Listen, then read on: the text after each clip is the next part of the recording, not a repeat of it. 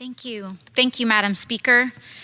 Today I rise to tell the story of one of my constituents, Yahi Obed. Mr. Obed was born in Yemen and came to the United States when he was 8 years old.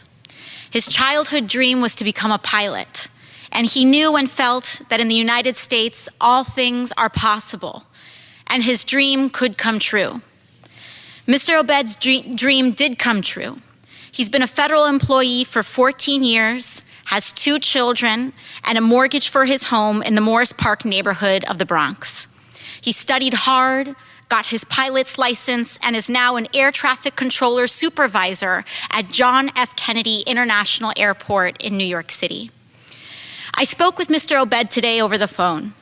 He and air traffic controllers like him across the country missed their first paycheck this past week.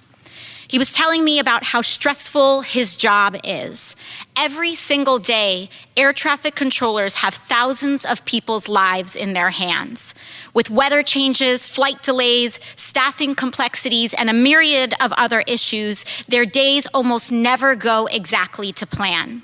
His job is to find solutions, analyze and adapt in real time to keep people safe in one of the busiest airspaces in the United States and the world. And it is terrifying to think that almost every single air traffic controller in the United States is currently distracted at work because they don't know when their next paycheck is coming. Federal workers' jobs are stressful enough.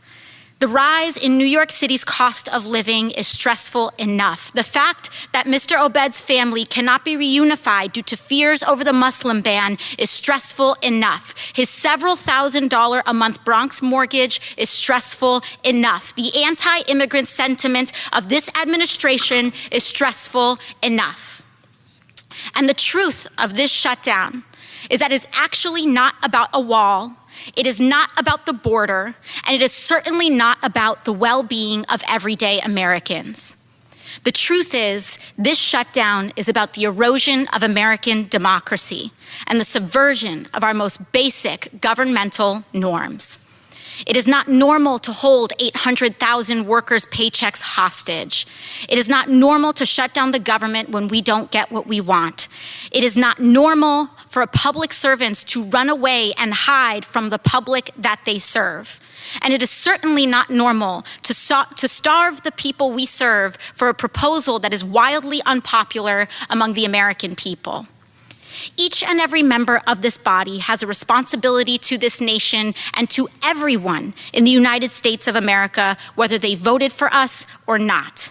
And this president shares in that responsibility as well, which means he has a responsibility to my constituent, Mr. Obed.